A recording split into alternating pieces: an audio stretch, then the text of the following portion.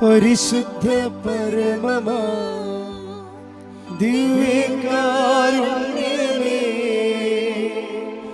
എന്നുമെന്നും അങ്ങേക്കാരാധന. പരിശുദ്ധ പരമമാ ദിവ്യകാരുണ്യമേ, എന്നുമെന്നും അങ്ങേക്കാരാധന. പരിശുദ്ധ പരമമാ ദിവ്യകാരുണ്യമേ, എന്നുമെന്നും അങ്ങേക്കാരാധന. മഹത്വം മഹത്വം ആരാധന ആരാധന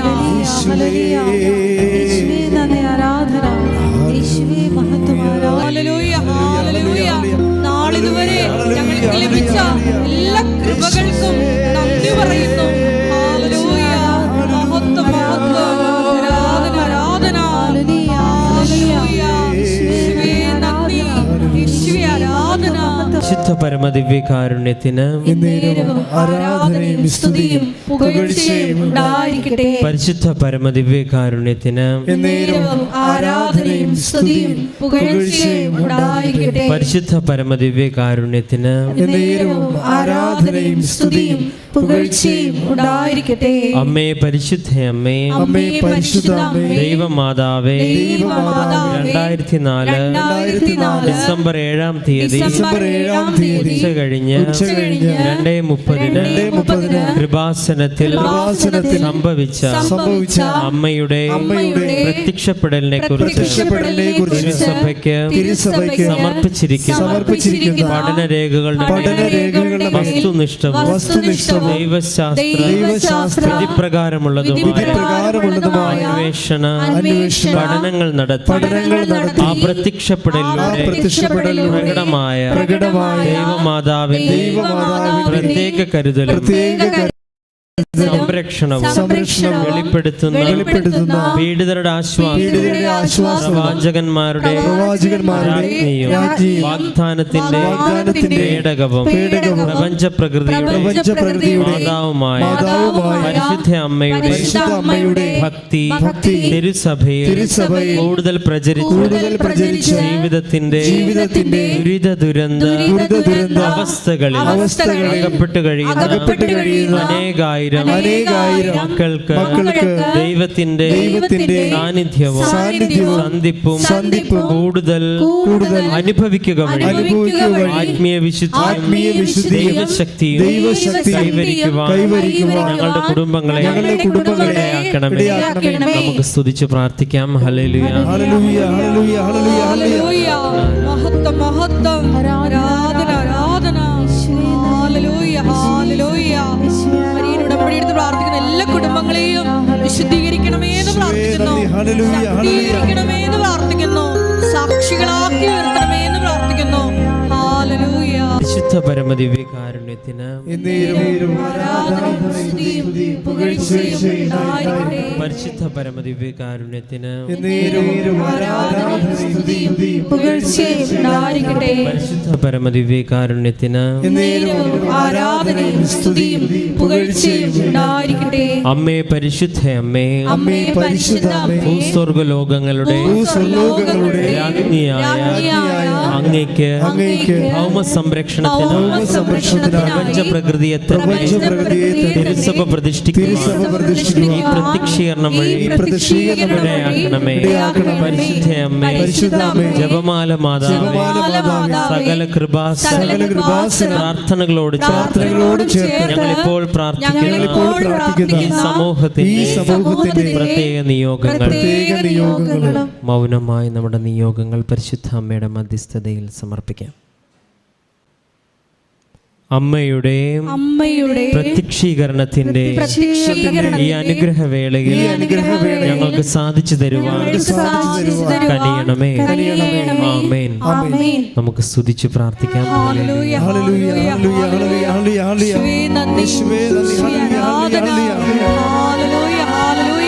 ഒരിക്കൽ കൂടി ഈ ധ്യാനം നയിക്കുന്ന ബഹുമാനപ്പെട്ട വി പി ജോസഫ് അച്ഛനെ ദൈവകരങ്ങളിൽ സമർപ്പിച്ച് പ്രാർത്ഥിക്കുന്നു. ഞങ്ങളെ വിശുദ്ധീകരിക്കുന്നു.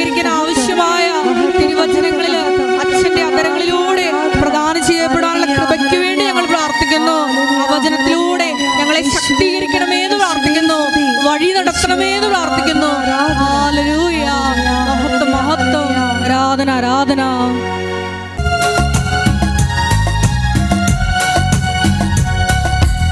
ആരാധ്യൻ യേശുപരാ, വണങ്ങുന്നു ഞാൻ പ്രിയരേ. ആരാധ്യൻ യേശുപരാ, വണങ്ങുന്നു ഞാൻ പ്രിയരേ. തേജസ്വിയും നിൻ മുഖമിൽ ഹൃദയത്തിനാനന്ദമേ. സുരഭയത്തിൽ എല്ലാവരും ചേർന്ന് തേജസ്വിയും നിൻ മുഖമിൽ ഹൃദയത്തിനാനന്ദമേ. കൈകൾ ഉയർത്തി അടിച്ചുകൊണ്ട് ആരാധ്യൻ യേശുപരാ, വണങ്ങുന്നു ഞാൻ പ്രിയരേ. തേജസ്വിയും നിൻ മുഖമിൽ ഹൃദയത്തിനാനന്ദമേ. സ്തുതിക്കാം. Hallelujah, hallelujah. യേശുവേ നന്ദി. ഹല്ലേലൂയ. ശക്തിനാ ടെലിവിഷനിലൂടെ ശുശ്രൂഷയിൽ പങ്കെടുത്ത് പ്രാർത്ഥിക്കുന്ന എല്ലാ മക്കളെയും താരയിൽ സമർപ്പിച്ച് പ്രാർത്ഥിക്കുന്നു. പരിശുദ്ധാത്മാവിന്റെ അതിശീലനത്തെ സാക്ഷികളാക്കി ഓരോ മക്കളെയും പ്രാർത്ഥിക്കുന്നു. Hallelujah, hallelujah, hallelujah, hallelujah. ശക്തിയോടെ സ്തുതിക്കട്ടെ. Hallelujah, hallelujah. യേശുവേ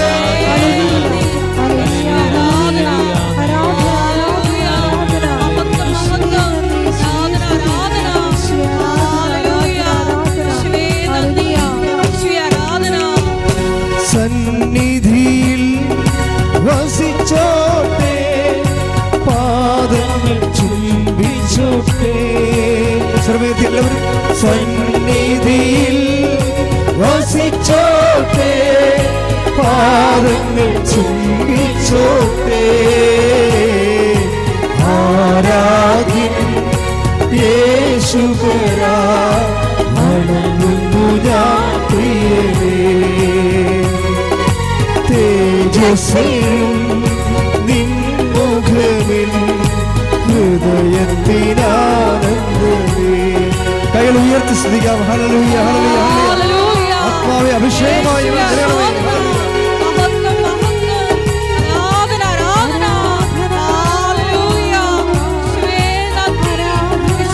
ഹല്ലേലൂയ, ഹല്ലേലൂയ. യേശുവേ നന്ദി, നന്ദി. ഹല്ലേലൂയ.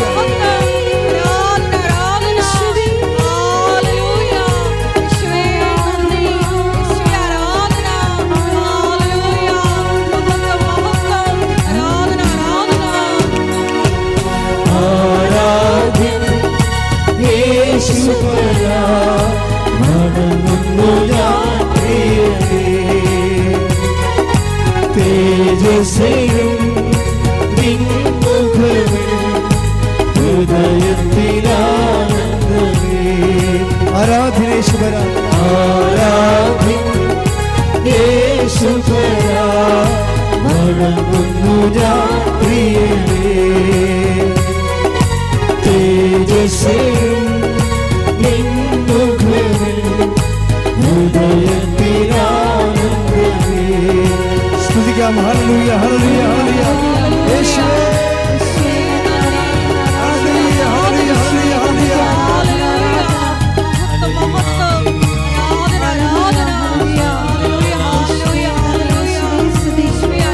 Hallelujah, hallelujah, hallelujah. യേശുവേ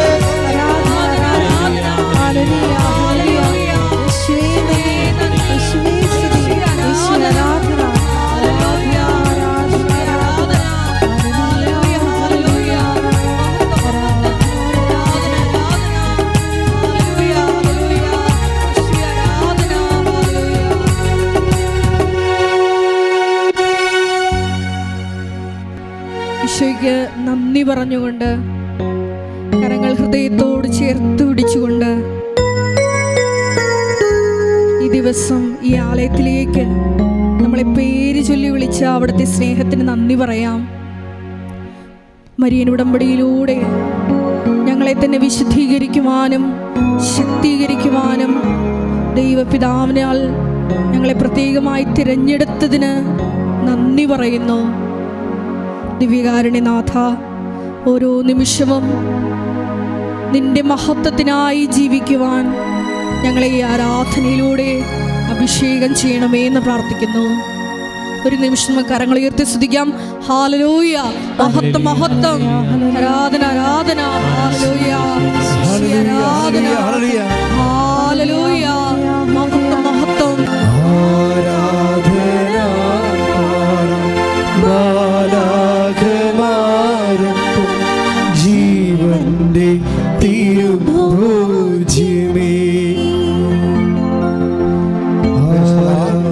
Praise the Lord.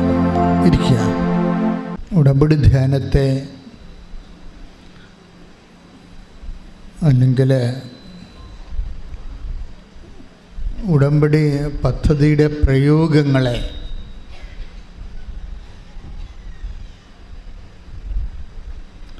മറ്റ് പ്രാർത്ഥന പദ്ധതി പ്രയോഗങ്ങളുമായിട്ട് ഏറ്റവും ശക്തമായ രീതിയിൽ വ്യത്യാസപ്പെടുത്തുന്നത്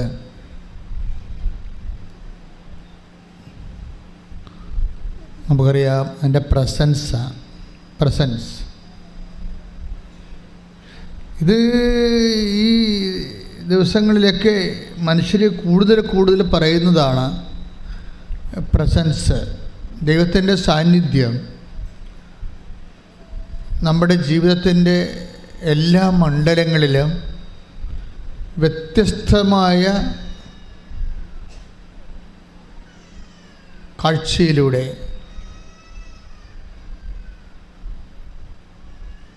ദർശനത്തിലൂടെ, ഗന്ധത്തിലൂടെ, കേൾവിയിലൂടെ, ഇങ്ങനെ ഇന്ദ്രിയമായ രീതിയിൽ, ഇന്ദ്രിയ സ്പർശമായ രീതിയിൽ ദൈവത്തിൻ്റെ സാന്നിധ്യം മനുഷ്യരെ ഒത്തിരി പേര് എല്ലാ ആഴ്ചകളിലും എല്ലാ ദിവസങ്ങളും തന്നെ സാക്ഷ്യം പറയുന്നുണ്ട്. ഉടമ്പടി എടുത്തു കഴിയുമ്പോൾ ഉണ്ടാകുന്ന ഏറ്റവും വലിയ ദൈവാനുഭവങ്ങളൊന്നാണ് പ്രസൻസ്, സാന്നിധ്യം. അതുകൊണ്ട് തന്നെ നിങ്ങൾ ഉടമ്പടി എടുക്കുന്നവർ ഈ പ്രസൻസിനെ കുറിച്ച് നല്ല ബോധം ഉണ്ടാകണം. ഒന്നാമത്തെ കാര്യം പ്രസൻസ് ആൻഡ് പ്രോമിസ്. ഇത് നമുക്ക് കിട്ടുന്ന പ്രസൻസ് ഫീലിംഗ് ഇല്ലേ, ദൈവസാന്നിധ്യത്തിൻ്റെ ഫീലിംഗ്, അത് പ്രോമിസ്ഡ് ആണ്. അതായത് വാഗ്ദാനപ്രകാരമാണ്. ഉടമ്പടിയുടെ പാക്കേജിൽ ദൈവം പ്രോമിസ് ചെയ്തിട്ടുള്ളതാണ്. എല്ലാ സമയത്തും covenant and promise and presence ഒരുമിച്ച് പോകുന്ന സബ്ജക്റ്റാണ്. കവനൻ്റ് മീൻസ് ഉടമ്പടി, പ്രോമിസ് മീൻസ് വാഗ്ദാനം. അപ്പോൾ ഉടമ്പടിയുടെ വാഗ്ദാനങ്ങളിൽ എന്നോട് ചോദിച്ചാൽ ഏറ്റവും പ്രധാനപ്പെട്ട എന്താണെന്ന് ചോദിച്ചാൽ ഞാൻ പറയും പ്രസൻസ് ആണെന്ന് പറയും. പ്രസൻസ് ഓഫ് ഗോഡ് എന്ന് വെച്ച് കഴിഞ്ഞാൽ ദൈവത്തിൻ്റെ സാന്നിധ്യം. അത് നമ്മൾ പരീക്ഷാ ഹാളിലായാലും കോടതിയിലായാലും അതുപോലെ തന്നെ നമ്മൾ ICUയിലായാലും വെന്റിലേറ്ററിലായാലും ഈ പ്രസൻസ് ഒക്കെയാണ്. അങ്ങനെ പ്രസൻസിൻ്റെ മാത്രം ഒരു 1000-ഓളം സാക്ഷ്യങ്ങൾ ഓൾറെഡി യൂട്യൂബിൽ കൃപാസനം അപ്ലോഡ് ചെയ്തിട്ടുണ്ട്. അതെല്ലാം നമുക്ക് എക്സ്പീരിയൻസാണ് പ്രസൻസ്. ഇപ്പോൾ കഴിഞ്ഞ ദിവസത്തെ ഒരു സാക്ഷ്യം ശില്പ എന്ന് പറയുന്ന ഒരു നേഴ്സിൻ്റെ സാക്ഷ്യമാണ്. ശില്പയുടെ സാക്ഷ്യത്തിൽ കുറേ സംഭവങ്ങളുണ്ട്, ഉടമ്പടിയുടെ കുറേ വിഷയങ്ങളുണ്ട്. അതിലൊന്ന്, ഇവർ ഉടമ്പടി എടുക്കുമ്പോൾ തന്നെ ഇടയ്ക്കിടയ്ക്ക് ശരീരം തണുക്കും. രോഗമല്ല, വല്ലാത്ത സുഖതമായ ഒരു തണുപ്പ് ഫീൽ ചെയ്യും. മുറിയിലായാലും നടക്കുമ്പോഴായാലും പണ്ടില്ലാഞ്ഞ രീതിയിൽ. അപ്പോൾ ദൈവത്തിൻ്റെ ഒരു പ്രസൻസാണ് അവർക്കത് ഫീൽ ചെയ്യുന്നത് തണുപ്പായിട്ട്. ഈ പുകയും മഞ്ഞുകണങ്ങളും ഒക്കെ ബൈബിളിലെ പ്രസൻസിൻ്റെ അടയാളമാണ്. മഞ്ഞുകണങ്ങൾ, അതുപോലെ തന്നെ പുക, പരിശുദ്ധമായ പുക, അതെല്ലാം ഈ ബൈബിളിലെ പ്രസൻസിൻ്റെ ഫീലിംഗ്. മേഘങ്ങൾ, കൂടാരത്തിൻ്റെ വാതിക്കൽ മോശ പ്രാർത്ഥിക്കുമ്പോൾ കൂടാരം മേഘമായി നിറയും ദൈവത്തിൻ്റെ സാന്നിധ്യം. Take the bed of God. ശ്രദ്ധിക്കട്ടെ. Hallelujah. Take the bed of God. പുറപ്പാട് 33:9. പുറപ്പാട് 33:9. മോശ കൂടാരത്തിൽ പ്രവേശിക്കുമ്പോൾ ഏറ്റു പറഞ്ഞ് മോശ കൂടാരത്തിൽ പ്രവേശിക്കുമ്പോൾ മേഘസ്തംഭം ഇറങ്ങി വന്ന് കൂടാരവാതിൽക്കൽ നിൽക്കും. ഇത് മേഘം അതുപോലെ തന്നെയാണ് സീനായ മരമുകളിലെ പുക ഉയരുന്നത് കാണാം. പുക നമ്മൾ ധൂപമൊക്കെ അൾത്താരയിൽ അർപ്പിക്കുന്നത് ഈ മഹത്വത്തിൻ്റെയും മേഘത്തിൻ്റെയും ദൈവത്തിൻ്റെ സാന്നിധ്യത്തിൻ്റെ അനുരൂപമായിട്ടാണ് അൾത്താരയിലൊക്കെ നമ്മൾ ധൂപം ഉപയോഗിക്കുന്നത്. ഇങ്ങനെ വ്യത്യസ്തമായ നമുക്കറിയാം ദൈവമായിട്ട് വരുമ്പോൾ പ്രസൻസിനാണ് കൂടുതൽ. നമ്മൾ പക്ഷേ we are not that bother.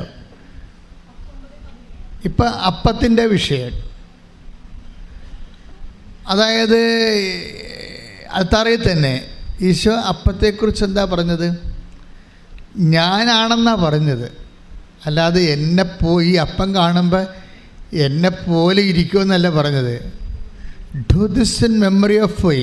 എന്നിട്ട് പറഞ്ഞത് അതായത് ദിസ് ഈസ് മൈ ബോഡി. ഇത് റിസംബിൾ ആണെന്നല്ല പറഞ്ഞത്, ബോഡിയെപ്പോലെ ഇരിക്കുന്നു എന്നല്ല പറഞ്ഞത്. This is my body. That means ഈ അപ്പം എടുക്കുമ്പോൾ അവൻ്റെ സാന്നിധ്യം അതിൻ്റെ തിങ്കൾക്കേറ്റ് ചെയ്തിരിക്കണം ദൈവം. കൈയടിച്ച് കർത്താൻ എൻ്റെ പ്രിയപ്പെട്ട പുറപ്പാട് 19:17-18 തിരുവചനങ്ങൾ. പുറപ്പാട് 19:17-18. ദൈവത്തെ കാണുന്നതിനു വേണ്ടി പറഞ്ഞേ. ദൈവത്തെ കാണുന്നതിന് വേണ്ടി മോശ ജനത്തെ പാളയത്തിന് പുറത്തു കൊണ്ടുവന്നു. അവർ മലയുടെ അടിവാരത്തിൽ നിലയുറപ്പിച്ചു. കർത്താവ് അഗ്നിയിൽ ഇറങ്ങി വന്നതിനാൽ സീനായ് മല മുഴുവൻ ധൂമാവൃതമായി. അതെ, ചൂളയിൽ നിന്നെന്ന പോലെ അവിടെ നിന്ന് പുക ഉയർന്നുകൊണ്ടിരുന്നു. മല ശക്തമായി ഇളകി വിറച്ചു.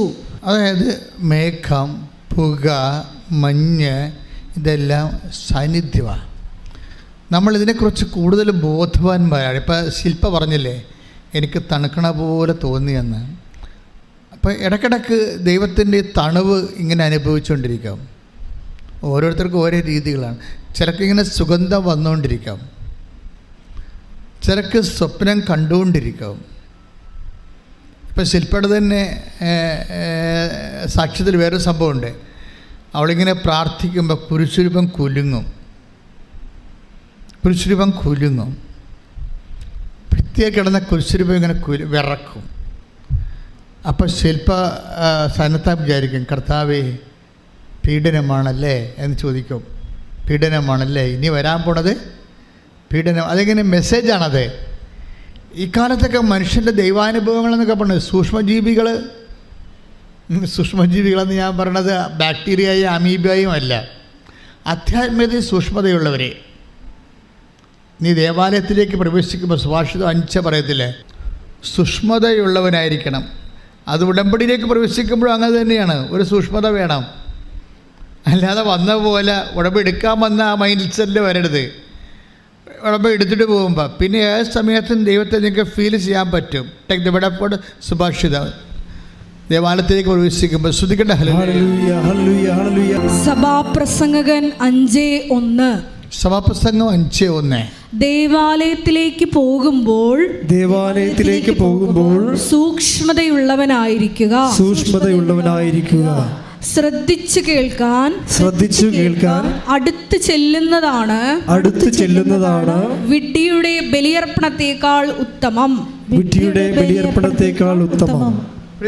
അപ്പം സൂക്ഷ്മത ഉടമ്പടിയുടെ ഒരു വലിയ ക്വാളിറ്റിയാണ്. നിങ്ങൾ ആരാണ്? നിങ്ങൾ ദൈവമായിട്ടല്ലേ, ഈക്വൽ പാർട്ട്ണർ അനുസരിച്ചല്ലേ ഉടമ്പടി ചെയ്തിരിക്കണത്. നിങ്ങൾ എഴുതിയിരിക്കുന്നത് ഈ നിബന്ധനകളെ പാലിച്ചുകൊള്ളാവുന്ന ഒപ്പിട്ടിരിക്കുകയാണ് അല്ലേ, അത് ഒന്നിവിടെ പ്രഖ്യാപിച്ചിട്ടുണ്ട്.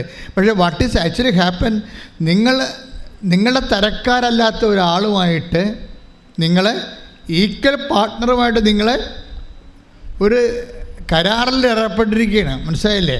പോക്കിത്തരം കാണിച്ചാൽ പൊട്ടത്തരം കാണിച്ചാൽ പണി കിട്ടാൻ സാധ്യതയുണ്ടെന്നാണ് പറഞ്ഞുകൊണ്ട് വരുന്നത്. പറഞ്ഞ മനസ്സിലായില്ലേ? ഉടമ്പടി ഉഴപ്പിട്ടുള്ള ആൾക്കാർ mind it is A very very serious thing. നിങ്ങളൊരു ദൈവമായിട്ട്, നിങ്ങളൊരു ഈക്വൽ പാർട്ട്ണറുമായിട്ട് നിങ്ങൾ സത്യസന്ധമായിട്ട് നിങ്ങൾ ഉടമ്പടി കരാർ ചെയ്തിരിക്കുകയാണ്. അപ്പോഴെന്താ ശ്രദ്ധിക്കേണ്ടതെന്ന് വെച്ച് കഴിഞ്ഞാൽ, ഞങ്ങൾ എന്തുകൊണ്ടാണ് നിങ്ങളോട് 2 ആഴ്ചയിലൊരിക്കൽ കുമ്പസാരിക്കണമെന്ന് കത്തോലിക്കരോട് പറയാൻ കാര്യം? They must do it by no means. മറ്റുള്ളവരെന്ന് പറഞ്ഞ് കൈയും കെട്ടിരുന്നാൽ മതിയാ? അല്ല, അവർ മനസ്സാക്ഷിക്കൊപ്പിച്ച് ദൈവത്തിൻ്റെ കൃപയിൽ ദൈവത്തിന് നിരക്കുന്ന നീതിയുടെ തീരുമാനങ്ങൾ എടുക്കേണ്ടി വരും. ഇപ്പം ഇന്നലെ ഒരു കുട്ടി അമ്മയും കൂടി ഇവിടെ വന്നു. അപ്പോൾ അവളുടെ പ്രശ്നം ഒരു ഡൈവേഴ്സിലാണ്. അപ്പോൾ കുട്ടിയെ ഭർത്താവ് നാട്ടിൽ വിദേശത്തെ ജോലിയും കഴിഞ്ഞിട്ട് അയാൾ നാട്ടിൽ തിരിച്ചു വന്ന് കുട്ടിക്ക് കേസ് പറയാൻ വേണ്ടി പോയി എന്ന് ഇവൾ അറിഞ്ഞ്. അപ്പോൾ അയാൾ നാട്ടിൽ വരുന്നതുകൊണ്ട് കുട്ടിനെയും കൊണ്ട് ഇവൾക്ക് കാനഡയിലേക്ക് പായണം. അതിന് ഉടമ്പടി ചെയ്തിരിക്കുകയും. മനസ്സിലായില്ലേ? അപ്പോൾ ഞാൻ ചോദിച്ചേ, നീ അവിടുന്ന് വഴക്കിട്ട് പോകുന്നതാണ്, നിന്നെ തല്ലിയ ഇടിച്ച കൊണ്ടൊന്ന് ആക്കിയതാണ്. അവൾ മിണ്ടണില്ല. അതാ മനസ്സിലായില്ലേ? അവൾ മിണ്ടണില്ല. നീ വഴക്കിട്ട് നിന്നെ വഴക്കിടിച്ച് കൊണ്ടുവന്ന് ഭർത്താവ് ഉപദ്രവിച്ച് കൊണ്ടുവന്ന് വീട്ടിൽ ഇതാക്കിയതാണ്. അതാ നീ തന്നെത്താൻ പോകുന്നതാണ്. അവൾ മിണ്ടണില്ല. അപ്പോൾ അതിൻ്റെ അകത്ത് എന്ത് സ്പെല്ലിംഗ് മിസ്റ്റേക്ക് ഇല്ലേ? അതാ പ്രശ്നം. ചില പെണ്ണുങ്ങൾക്ക് പ്രസവിച്ച് നാട്ടുകാരെ കാണിച്ചിട്ട് അവർക്ക് ഭർത്താവിനെ ഉപേക്ഷിച്ചിട്ട് കാനഡയിൽ പോയാൽ മതി. ഇങ്ങനെ ഒത്തിരി കന്നുകാലികൾ ഉടമ്പടി എടുത്തിട്ടുണ്ട്. ഇതൊന്നും ദൈവ നിശ്ചയമല്ല. നിങ്ങളെ വെളുക്കാൻ തേക്കണ പാണ്ടാക്കാൻ പോവുകയാണ്. നിങ്ങളെന്താ ചെയ്യേണ്ടത്? ദൈവത്തോട് മര്യാദക്ക് ദൈവിക പദ്ധതി എന്താ മനസ്സിലാക്കി അതിനോട് യോജിക്കാനുള്ള ഒരു മനസ്സുണ്ടാക്കിയെടുക്കണം. അനുതാപം, പ്രസൻസിൻ്റെ ഈ സംഭവം അതാ. അല്ല നിങ്ങളീ പറഞ്ഞ പോലെ നിങ്ങളെ കാണിക്കുന്ന ഗോപ്ര തട്ടിത്തരങ്ങൾക്കെല്ലാം ദൈവം അവസാന പാടുമെന്നാണ് വിചാരിക്കണത്. നിങ്ങൾ കാണിക്കുന്ന ദൈവത്തിന് നിരക്കാത്ത ജീവിത രീതിക്ക് ദൈവം ആമയും പറയുമെന്നാണ് വിചാരിക്കണത്. അനുദപിക്കാതെ there is no other option. ശ്രുതിക്കട്ടെ ഹല്ലേലൂയ. Hallelujah hallelujah hallelujah. യേശുവേ, ഉടമ്പടി എടുത്തിട്ട് ഞങ്ങൾക്ക് എല്ലാവർക്കും ആഴമായ അനുതാപം നൽകണമേ. ആത്മാവിന്റെ വലിയ അനുതാപം എന്ന കൃപ ഞങ്ങൾക്ക് ഓരോരുത്തർക്കും നൽകണമേ. അതായത് വചനം കേൾക്കുമ്പോൾ ദൈവസ്നേഹം ഫീൽ ചെയ്യുകയും കർത്താവേ ഇത് ചെയ്ത് തരണേ എന്നല്ല പറയേണ്ടത്. കർത്താവേ ഞങ്ങൾ എന്ത് ചെയ്യണം എന്നാണ് ചോദിക്കേണ്ടത്. സിറ്റുവേഷൻ ഈസ് ദിസ്, ഇതാണ് സിറ്റുവേഷൻ. കർത്താവ് ഇതെനിക്ക് ചെയ്ത് തരണമേ എന്നല്ല പറയേണ്ടത്. കർത്താവേ ഈ അവസ്ഥയിൽ ഞാൻ എന്താണ് ചെയ്യേണ്ടത്? പട്ടാളക്കാരൻ വന്ന് ചോദിക്കണില്ലേ യോഹന്നാൻ മാന്താവിനോട്, ഞങ്ങൾ എന്താണ് ചെയ്യേണ്ടത്? അടാ യോഹന്നാൻ്റെ ദൈവവചനം കേട്ടപ്പോൾ, സ്നാപകൻ്റെ ദൈവവചനം കേട്ടപ്പോൾ പട്ടാളക്കാർ വന്ന് ചോദിക്കണത് എന്താണ്? പട്ടാളക്കാർ പോരും വന്ന് ചോദിക്കുകയാണ്, എന്താണ് ഞങ്ങളെന്താണ് ചെയ്യേണ്ടത്? അപ്പോൾ എന്താ പറയണത്? നിങ്ങളെ ശമ്പളം കൊണ്ട് അഡ്ജസ്റ്റ് ചെയ്യണം. കിമ്പളമായിട്ട് മറ്റുള്ളവരെ കഴുത്തേക്ക് കയറി കഴുത്തിന് പിടിച്ച് കാശുണ്ടാക്കരുത്. അതാണ് സംഭവം. ലൂക്കായുടെ സുവിശേഷം 3-ാം അധ്യായം 9 മുതലുള്ള തിരുവചനങ്ങൾ. വൃക്ഷങ്ങളുടെ വേരിന് കോടാലി വയ്ക്കപ്പെട്ടു കഴിഞ്ഞു. നല്ല ഫലം നൽകാത്ത വൃക്ഷങ്ങളെല്ലാം വെട്ടി തീയിലെറിയപ്പെടും. ജനക്കൂട്ടം അവനോട് ചോദിച്ചു, ഞങ്ങൾ എന്താണ് ചെയ്യേണ്ടത്? അവൻ പറഞ്ഞു, 2 ഉടുപ്പുള്ളവൻ 1 ഇല്ലാത്തവന് കൊടുക്കട്ടെ. ഭക്ഷണം ഉള്ളവനും അങ്ങനെ ചെയ്യട്ടെ. ചുങ്കക്കാരും സ്നാനം സ്വീകരിക്കാൻ വന്നു. അവരും അവനോട് ചോദിച്ചു, ഗുരു, ഞങ്ങൾ എന്ത് ചെയ്യണം? അവൻ പറഞ്ഞു, നിങ്ങളോട് ആജ്ഞാപിച്ചിട്ടുള്ളതിൽ കൂടുതൽ ഈടാക്കരുത്. കൂടുതൽ ആരോട് ഈടാക്കരുത്? ചുങ്കക്കാരോടാണ് പറഞ്ഞത്. പക്ഷേ അതിൻ്റെ അദ്ദേഹത്തിന് എഴുതിയിരിക്കണത് എന്താണ്? കൂടുതൽ ആരോടും ഈടാക്കരുത്.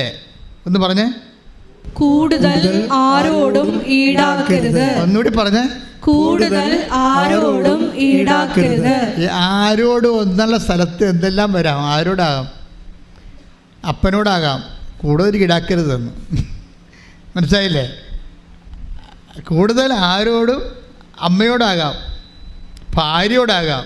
ഭാര്യയാണെന്ന് കെട്ടിപ്പോയത് കൊണ്ട് കൂടുതൽ ഈടാക്കരുത്. അതാണല്ല പ്രശ്നം. കെട്ടിപ്പോയെന്ന് ഒറ്റ കാര്യം കൊണ്ട് കൂടുതൽ ഈടാക്കുകയാണല്ല. ഈ സ്ത്രീധന പ്രശ്നങ്ങളെല്ലാം ഉണ്ടാകണതിനല്ലേ? കൂടുതൽ ഈടാക്കാൻ വേണ്ടിയല്ലേ? കൂടുതൽ ഈടാക്കാൻ വേണ്ടിയല്ലേ? അമ്മായിയമ്മക്ക് മുതലാകണില്ലല്ല മരുമോളെ കൊണ്ടുവന്നത്. കൂടുതൽ ഈടാക്കാൻ വേണ്ടി, അത് പിടിച്ച് പറിച്ച് സ്വന്തം മകൾക്ക് കൊടുക്കാൻ വേണ്ടി എപ്പോഴും മകനെ സ്ക്രൂ ചെയ്തുകൊണ്ടിരിക്കും. അതായത് ബൈബിൾ എന്താ പറഞ്ഞത്? കൂടുതൽ ഈടാക്കരുത്. ഒന്നും പറഞ്ഞേ, കൂടുതൽ ഈടാക്കരുത്. Take the word of God. ലൂക്ക 3:13. പടയാളികളും അവനോട് ചോദിച്ചു, ഞങ്ങൾ എന്ത് ചെയ്യണം? അവൻ അവരോട് പറഞ്ഞു, നിങ്ങൾ ആരെയും ഭീഷണിപ്പെടുത്തരുത്, വ്യാജമായ കുറ്റാരോപണവും അരുത്, വേതനം കൊണ്ട് തൃപ്തിപ്പെടണം. ഈ വേതനം കൊണ്ട് തൃപ്തിപ്പെടാത്തവൻ പിന്നെ ഒന്നുകൊണ്ടും തൃപ്തിപ്പെടത്തില്ല. ഇപ്പം എന്തിന് ഇത്രയും ഈ കേരളം ഇത്രയും കടക്കെണിയോ വന്നിരിക്കുന്നതിൻ്റെ കാരണം എന്താണ്? ശമ്പളം വർദ്ധിപ്പിച്ചു തന്നെയാണ്, ഒരു സംശയമില്ല കാര്യത്തിൽ. ആദ്യം കയറിയപ്പോൾ തന്നെ ശമ്പളത്തിൻ്റെ ഹൈക്ക്, അതായത് 10 കൊല്ലം കൊണ്ട് വർദ്ധിപ്പിക്കേണ്ട 5 കൊല്ലം കൊണ്ട് വർദ്ധിപ്പിക്കേണ്ട സംഭവം പിണറായി 5 ദിവസം കൊണ്ട് വർദ്ധിപ്പിച്ചു. എന്താണ്? ഉദ്യോഗസ്ഥന്മാരെല്ലാം കൂടെ നിർത്താൻ വേണ്ടി ചെയ്തതാണ്. ഇപ്പം എന്നാ പറ്റിയിരിക്കുകയാണ്? കാണാൻ പറ്റും, ഓണമെണ്ണ കാണാൻ പോലും ഇല്ലാതെ, വിൽക്കാൻ കാണാനില്ലാത്ത അവസ്ഥയായില്ലേ? കൂടുതൽ ഈടാക്കിയ സംഭവമാണ്. ജനങ്ങളിലേക്ക് നിന്ന് കൂടുതൽ ഈടാക്കി. KCBയുടെ ആ വാഴ മുഴുവനും KCBക്കാരൻ വന്ന് വെട്ടിക്കളഞ്ഞില്ലേ പൂവാറ്റുപുഴ? സഹിക്കാൻ പറ്റുമോ? നമ്മൾ കർഷകന് അനുകൂലമാണെന്നാണ് നമ്മൾ ജീവിക്കുന്നത്. ഈ കൃഷി പോലും ഇതിന് എന്തിനു വേണ്ടിയാണ്? ഈ കറണ്ട് പോലും എന്തിനാണ്? തമിഴ്നാട്ടിലൊക്കെ കർഷകന് വേണ്ടിയാണ് കറണ്ട്. അവൻ്റെ കാര്യം കഴിഞ്ഞിട്ടേ ബാക്കി കാര്യങ്ങളുള്ളൂ. ഇപ്പം അതായത് നമ്മൾ കൃഷിക്കാരെ അവൻ്റെ ജീവിതം ഒരു പരുവത്തിലാക്കി, വിദ്യാഭ്യാസം ഒരു പരുവത്തിലാക്കി, പിള്ളേരെല്ലാം പാലായനമല്ലേ? അത് നിൽക്കണില്ലല്ലോ. നിന്നിട്ട് കാര്യമില്ലാത്ത കൊണ്ടാണ്. നിന്നിട്ട് പുറംവാതിലൊക്കെ നിയമനമൊക്കെ വരുമ്പോൾ പിന്നെങ്കിൽ നമുക്ക് പഠിച്ച് ജോലി കിട്ടണത് എങ്ങനെയാണ്? വിശ്വാസം പോയി, ജനങ്ങളുടെ വിശ്വാസം പോയി. അപ്പോൾ ഇങ്ങനെയൊക്കെ വരുമ്പോൾ ഈ കൂടുതൽ ഈടാക്കൽ ഒരു അനീതിയാണ്, ശരിക്കും അനീതിയാണ്. ഇപ്പോൾ മണിപ്പൂർ സിംഗപ്പൂരാക്കാൻ വേണ്ടി അവിടുത്തെ പാവപ്പെട്ടവനെ അവിടെ നിന്ന് കുടിയൊഴിപ്പിച്ചുകൊണ്ടിരിക്കുകയാണ്. കുടിയൊഴിപ്പിച്ചില്ലേ? കൊന്നു കുടിയൊഴിപ്പിക്കുക, കൂടുതൽ ഈടാക്കുകയാണ്. ഇതൊക്കെ എല്ലാം തിരിച്ചടി വരും, ഒരിക്കലും സംശയമില്ല. നമ്മുടെ കയ്യിൽ പട്ടാളമുണ്ട്, തോക്കുണ്ട്, രാജ്യമുണ്ട്, ഭരണമുണ്ടെന്നൊക്കെ ഒരു ഗതിയുമില്ല. ഇതൊക്കെ ഒരു ടൈം കഴിയുമ്പോൾ ഇങ്ങനെ മാറണം കാണാം. പലതരത്തിലും ജീവിതവും മാറും, ലോകവും മാറും. ദൈവത്തെ മറന്ന് അധികാരികളായാലും ശരി, ഏറ്റവും താഴെയുള്ള ഞങ്ങളെപ്പോലെയുള്ള അച്ഛന്മാരായാലും ശരി, ആരായാലും ശരി, ആൾക്കാരായാലും ശരി, ഈ കൂടുതൽ ഈടാക്കരുത് എന്നുള്ളത് ഒരു ദൈവികമായ നിയമമാണ്. നിങ്ങൾ ഉടമ്പടി എടുക്കുന്നവർ എങ്കിലും ഈ വിഷയത്തിൽ ദൈവത്തിൻ്റെ കൂടെ ചേർന്ന് നിന്ന് കഴിഞ്ഞാൽ ദൈവം തൻ്റെ സാന്നിധ്യം കൊണ്ട് നിങ്ങളെ നിറക്കും. എന്താ കാര്യം എന്നറിയാം മക്കളെ? ഞാനൊരു കാര്യം പച്ചക്ക് നിങ്ങൾ പറയാം. നിങ്ങൾ ദൈവത്തിൽ വിശ്വസിക്കുന്നില്ല. അതുകൊണ്ടാണ് നിങ്ങൾ നിങ്ങളുടെ തന്നെ മസിൽ പവർ കൊണ്ടും മണി പവർ കൊണ്ടും നിലനിൽക്കാൻ വേണ്ടി ആക്രാന്തം കാണിക്കുന്നത്. ആക്രാന്തം കാണിക്കുന്ന എല്ലാ കാര്യങ്ങളും. ഇപ്പോൾ പലിശക്കാരില്ലേ, കൂടുതൽ ഈടാക്കുകയല്ലേ? പലിശ എന്നേ കിട്ടി, മുതൽ എന്നേ കിട്ടിയതാ? ഓരോ പലിശക്കാരും നോക്കിയാൽ മതി. ഇനി നമ്മൾ വലിയ ജനകീയ സംഘമാണ് എന്നൊക്കെ പറയുന്ന സഹകരണ സംഘങ്ങൾ പോലും നോക്കിയുള്ള അവസ്ഥ എന്താണ്? അവിടെ പലിശ എന്നേ കിട്ടി, അവർക്ക് കൊടുക്കാൻ പറ്റല്ലേ? അവരുടെ പലിശ എന്നേ, അവരുടെ മുതൽ എന്നേ പലിശയായിട്ട് കിട്ടി. അങ്ങനെയുള്ളവർക്ക് എന്തുകൊണ്ടാണ് ഗവൺമെൻറ് അവരുടെ സ്ഥലം, വീടിരിപ്പ് സ്ഥലം തിരിച്ചു കൊടുക്കാൻ പറ്റാത്തത്? അത് കൂടുതൽ ഈടാക്കലല്ലേ ശരിക്കും പറഞ്ഞാൽ. അപ്പോൾ അടിസ്ഥാന ആവശ്യങ്ങളുടെ മേലെ ഉടമ്പടി എടുക്കുന്നവർ എന്തിനാണ് അച്ഛൻ നിങ്ങളോട് നിഷ്കർഷിക്കണത്? നിങ്ങൾക്കിതൊക്കെ കുറച്ച് പാടാണെന്ന് എനിക്കറിയാം. പക്ഷേ എൻ്റെ പ്രോബ്ലം എന്താണെന്നറിയാമോ? ഉടമ്പടിയുടെ ഒരു അൾട്ടിമേറ്റ് എയിമുണ്ട്. ഉടമ്പടി അൾട്ടിമേറ്റ് എന്ന് വെച്ച് കഴിഞ്ഞാൽ, ഉടമ്പടി പുറത്തുള്ളൊരു സൊല്യൂഷനല്ല അന്വേഷിക്കണത്, അകത്തുള്ള സൊല്യൂഷനാണ്. നിങ്ങളെ പുറത്തുള്ള സൊല്യൂഷൻ എന്ന് പറയുമ്പോൾ വസ്തു അടിസ്ഥിതമായ ഒരു സൊല്യൂഷനാണ് പുറത്തുള്ള സൊല്യൂഷൻ.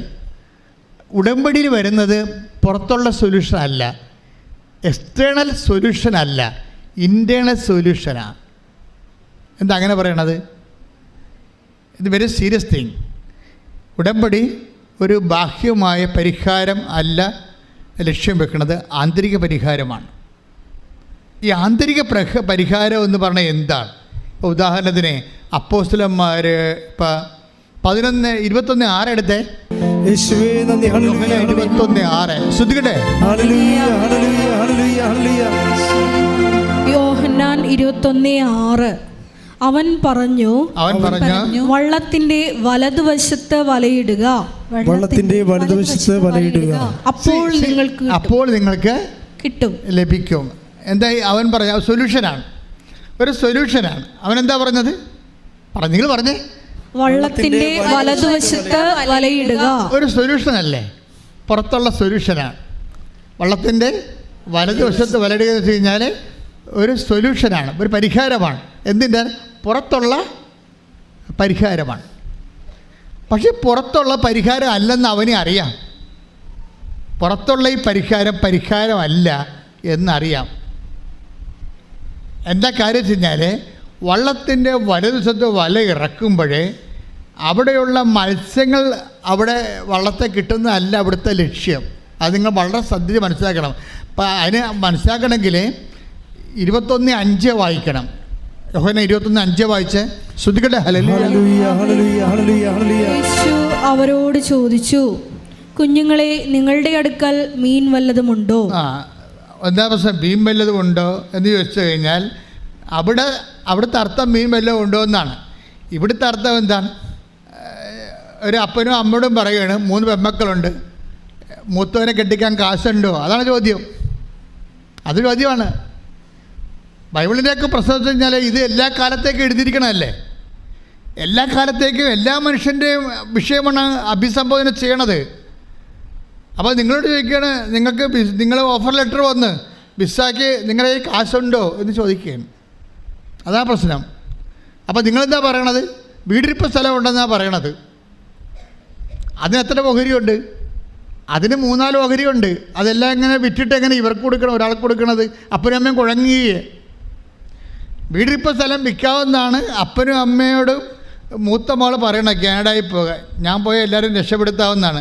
എന്തുകൊണ്ടാണ് ഈ മൂത്ത മകൾ വീടിരിപ്പ് സ്ഥലം വിൽക്കാമെന്ന് ഇളയ മക്കളുള്ളപ്പോൾ പറയാത്തത്? അവർക്കറിയാം ഇളയ മക്കൾ മിക്കവാറും ഇവിടെ തലമുടിയും പറിച്ചുകൊണ്ട് പോകുമെന്ന്.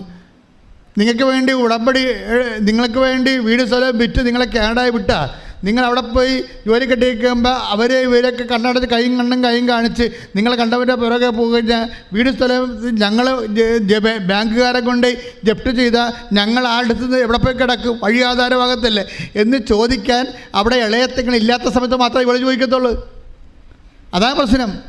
ദാറ്റ് മീൻസ് എവിടെയൊക്കെ കുഴപ്പങ്ങളുണ്ട്, പക്ഷെ അതെന്ന് വെച്ചാൽ പരുവക്കേടുണ്ട്. അതാണ് ആ പരുവക്കേടുള്ള ആണ് ഉടമ്പടി അഡ്രസ്സ് ചെയ്യണത്. നിങ്ങൾ എന്നെ മനസ്സിലാക്കണം. ഞാൻ പറയണത് ശുദ്ധമായ കർത്താവിൻ്റെ വചനം മാത്രമാണ്, ജീവിത ബന്ധിയാണെന്ന് മാത്രമേ ഉള്ളൂ. അതായത് നിങ്ങളിങ്ങനെ ഒളിച്ചും പാത്തും രഹസ്യത്തിനും അടുക്കളയിലും ഒക്കെ അമ്മയോട് വീട് വിൽക്കാൻ, സ്ഥലം വിൽക്കാൻ അപ്പനോട് പറയുന്നതൊക്കെ പറയുമ്പോഴേ അതിക്ക് മുമ്പ് ദൈവത്തോടൊന്ന് പറയണം. നിങ്ങൾ ദൈവത്തോടൊന്ന് പറയണം. എന്താ കാര്യം? ദൈവത്തോട് എന്താ പറയേണ്ടത്? അപ്പോസ്തലന്മാരെന്താ പറഞ്ഞത്? കർത്താവ് പരുവം വല്ലതും ഉണ്ടോയെന്നാണ് ചോദിച്ചത് അല്ലേ? മക്കളെ മീൻ വല്ലതും ഉണ്ടോ? 21:5 ചോദിക്കണത്. അപ്പോൾ അത് അപ്പോസ്തലന്മാരെന്താ പറയണത്? അപ്പോസ്തലന്മാർ പറയുന്ന ഒരു സംഭവമുണ്ട്. എന്താണ്? ഇതേ സിറ്റുവേഷൻ ലൂക്ക പറയുന്നുണ്ട്. ലൂക്കായുടെ സുവിശേഷം 5-ാം അധ്യായം 5 മുതലുള്ള തിരുവചനങ്ങൾ. ലൂക്ക 5:5 തൊട്ടുള്ള. ശിമയോൻ പറഞ്ഞു, ഗുരു രാത്രി മുഴുവൻ അധ്വാനിച്ചിട്ടും ഞങ്ങൾക്കൊന്നും കിട്ടിയില്ല. എങ്കിലും നീ പറഞ്ഞതനുസരിച്ച് ഞാൻ വലയിറക്കാം. ഈ വചനത്തിന്റെ ഒരു ഘടന കണ്ടില്ലേ? എന്താ പ്രശ്നം? നിവർത്തിയില്ല, പരുവക്കേടില്ല. ഇത് 21:6 എന്താ ചോദിക്കണത്? മക്കളെ മീൻ വല്ലതും ഉണ്ടോ എന്നാണ്. ആ ചോദ്യം ഈശോ നേരത്തെയും ചോദിച്ചിട്ടുണ്ട്. എന്താ പറഞ്ഞത്? ആഴങ്ങളിലേക്ക് നീക്കി വലയിറക്കാൻ പറഞ്ഞ സാഹചര്യത്തിൽ കർത്താവ് നേരത്തെ ചോദിച്ചിട്ടുള്ള ചോദ്യമാണ്, എന്തെങ്കിലും പരുവം ഉണ്ടോ? അപ്പോൾ പത്രോസ് പറയും, അനുഭവം കൊണ്ട് ഒരു പരുവും ഇല്ല. എന്താ കാര്യം? രാത്രി മുഴുവനും ഞങ്ങൾ അധ്വാനിച്ചതാണ്, ഞങ്ങൾക്കൊന്നും കിട്ടിയില്ല. അപ്പോൾ നമ്മളെക്കൊണ്ട് നമ്മളുടെ കഴിവ് കൊണ്ട്, ബുദ്ധി, ആലോചന, സ്വാധീനം, ബന്ധം എല്ലാം കൊണ്ട് നമുക്ക് ചെയ്യാനുള്ള ചെയ്തു, പക്ഷെ നിവർത്തിയില്ല. അതല്ലേ ആൾക്കാരുടെ അവസ്ഥ? നമുക്ക് ചെയ്യാനുള്ള നമ്മുടെ കൊക്കിൽ ഒതുങ്ങാത്ത വിഷയമാണെന്ന് നീ പറയണത്. രാത്രി മുഴുവനും അധ്വാനിച്ചിട്ടും ഞങ്ങൾക്കൊന്നും കിട്ടിയില്ല. അപ്പം ഇനി രാത്രി മുഴുവൻ അധ്വാനിക്കേണ്ട കാര്യം എന്താണ്? ഓറ്റി അടിക്കണം. നിങ്ങൾക്കറിയാമല്ലോ, നിങ്ങൾക്ക് ഓരോ സ്ഥലത്ത് പോയി ഓവർ ടൈം വർക്ക് ചെയ്താലും നിങ്ങൾക്ക് എന്താണ് ചെയ്യാൻ മടിയായിട്ട് അവസാനം ഒന്നിനും പോകാതെ നിങ്ങൾ വെള്ളവും അടിച്ച് അല്ലെങ്കിൽ സ്റ്റാമ്പൊക്കെ നാക്കലൊട്ടിച്ചുകൊണ്ട് ഇങ്ങനെ ആൾക്കാരെന്താണ് മയങ്ങിക്കിടക്കണത്. ചിലർ മയങ്ങിക്കിടക്കുകയല്ലേ നാക്കയിലൊക്കെ ഒട്ടിച്ചുകൊണ്ട്. അഫ്ഗാനിസ്ഥാനിലൊക്കെ എന്താ സംഭവിക്കുന്നത്? പട്ടിണിയാണ്. അതുകൊണ്ട് പട്ടിണിയുടെ വിശപ്പറിയാതിരിക്കാൻ വേണ്ടി കറുപ്പ് കുഞ്ഞുങ്ങളുടെ വായി കുത്തി കയറ്റി കൊടുത്തുകൊണ്ടിരിക്കുകയാണ്. ഞാൻ വീഡിയോ കണ്ടതാണ് എൻ്റെ. അപ്പോൾ ഓരോ സിറ്റുവേഷൻസ് ഉണ്ട്, റൈസ് ചെയ്തിരിക്കുന്ന സിറ്റുവേഷൻസ്. അതൊക്കെ നോക്കുമ്പോൾ ഈ രാജ്യം എത്രയോ മഹത്തരമായ ഒരു രാജ്യമാണ്. അതുകൊണ്ടാണ് ഈ രാജ്യങ്ങൾക്ക് വേണ്ടി പ്രാർത്ഥിക്കുകയും അതേസമയം തന്നെ രാജ്യമായാലും നമ്മുടെ സംസ്ഥാനമായാലും അതിൻ്റെ അധികാരികളുടെ കൂടെ നിൽക്കണമെന്തിനാണ് കാര്യം? അവരെ തിരുത്തും നമ്മൾ, പക്ഷേ എന്നാലും അവരോട് സപ്പോർട്ട് ചെയ്യും. കാര്യം അവരെയാണ് അധികാരം ഏൽപ്പിച്ചിരിക്കുന്നത്. അപ്പോൾ അവർക്ക് ബുദ്ധിയും ബോധവും ഉണ്ടായി ജനങ്ങൾക്ക് വേണ്ടിയുള്ള ശാശ്വതവും ക്ഷേമകരമായ നടപടികൾ സ്വീകരിക്കാനും അവർ സ്വീകരിക്കുന്ന കാര്യങ്ങൾ വിജയിക്കാനും അവർക്ക് ചിലപ്പോൾ ദൈവത്തിൽ വിശ്വാസം ഉണ്ടാകണമെന്നൊരു നിർബന്ധമില്ല. ചിലപ്പോൾ ഉള്ളിൽ ദൈവത്തിൽ വിശ്വാസം ഉണ്ടാകും. അങ്ങനെ ഉണ്ടായിട്ട് ഇതൊന്നും വർക്കൗട്ട് ചെയ്യത്തില്ല. ആശയപരമായൊരു വിശ്വാസമുണ്ട്. ദൈവം ഉണ്ടെന്ന് വിശ്വസിച്ചൊരു കഥയൊന്നുമില്ല. ദൈവം നിങ്ങളുടെ വിശ്വാസത്തിലല്ല ദൈവം നിലനിൽക്കണത്. പിന്നെ എന്താ കാര്യം? അതിന് ആത്മാർത്ഥമായി ആ വിശ്വാസത്തിന് വേണ്ടി ആത്മാർപ്പണം ചെയ്യാൻ കഴിവുള്ളവൻ്റെ ആസ്തിയാണ് ആധ്യാത്മിക ആസ്തി എന്ന് പറയുന്നത്. പ്രാർത്ഥിക്കുക, കർത്താവായ ദൈവമേ, എൻ്റെ ആശയപരമായ കേവല വിശ്വാസമല്ല, ഞാൻ വിശ്വസിക്കുന്ന കാര്യത്തില് കറയില്ലാത്ത ആത്മസമർപ്പണം ചെയ്തുകൊണ്ട് ദൈവത്തിന്റെ തിരുസന്നിധിയിലെ വിശ്വസ്ത തെളിയിച്ചുകൊണ്ട് ദൈവത്തെ ജീവിത പ്രശ്നങ്ങളിലെ ഇടപെടുത്താനുള്ള കൃപയാൽ എന്നെ അഭിഷേകം ചെയ്യണമേ. ശ്രദ്ധിക്കട്ടെ.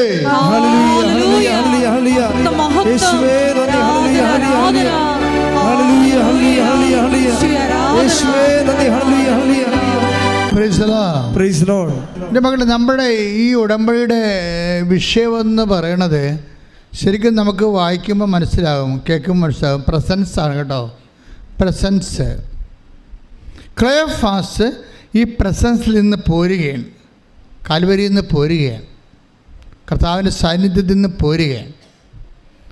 പോന്നിട്ട് എന്ത് കാര്യം? അവൻ്റെ മനസ്സ് ദുഃഖമാണ്. 16 വായിച്ച് 24-16. ലൂക്കായുടെ സുവിശേഷം 24-ാം അധ്യായം 16-17 തിരുവചനങ്ങൾ.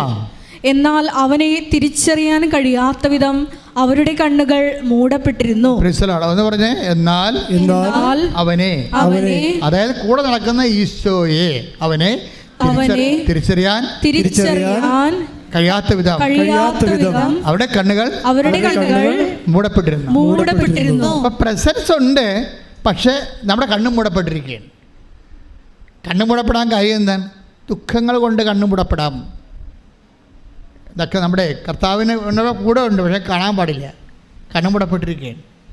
ലൂക്ക 24:17 അവർ മ്ലാനവദരായിരുന്നു. അതാണ് മ്ലാനവദനരായിരുന്നു.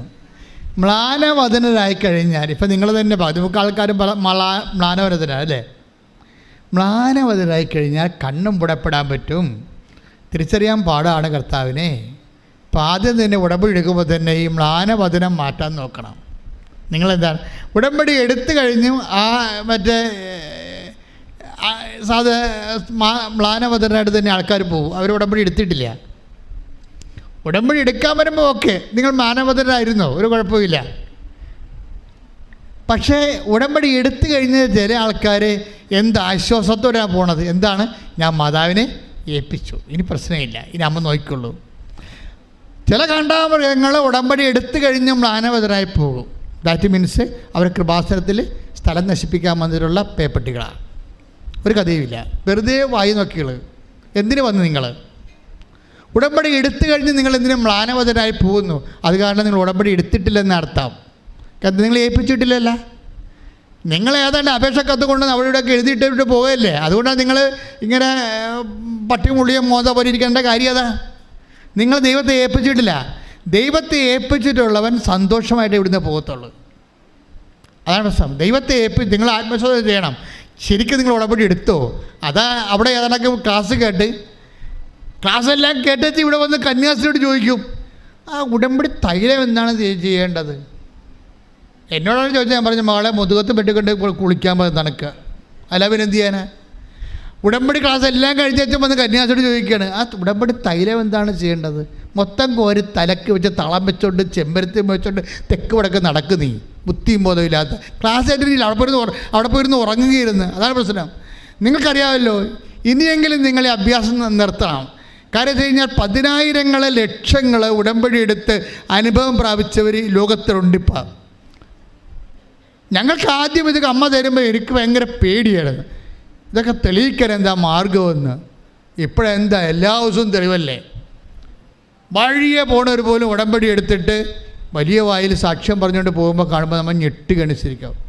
എനിക്കാണെങ്കിൽ ഇപ്പോൾ ഇവിടെ വിറച്ചാ ഞാൻ നിൽക്കണത് കൃപാസനത്തിൽ.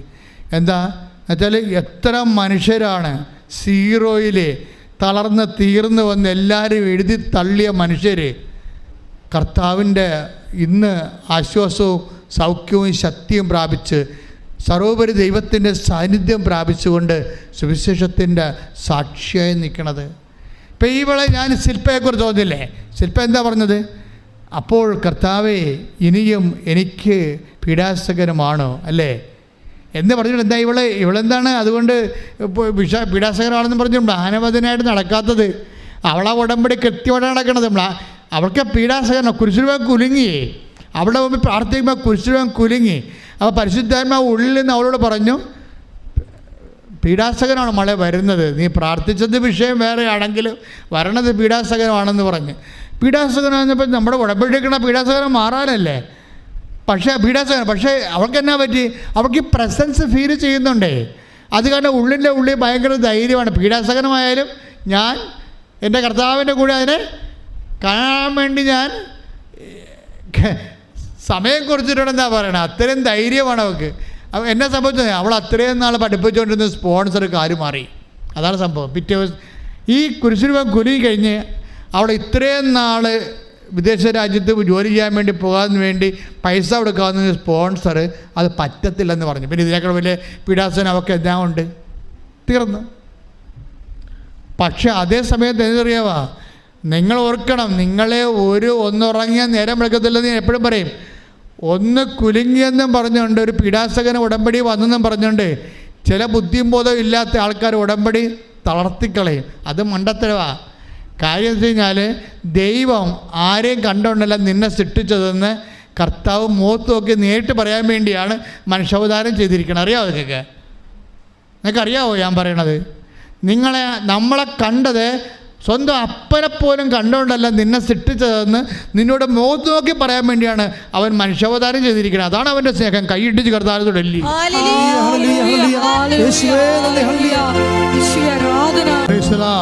Praise the Lord. Hallelujah. Hallelujah.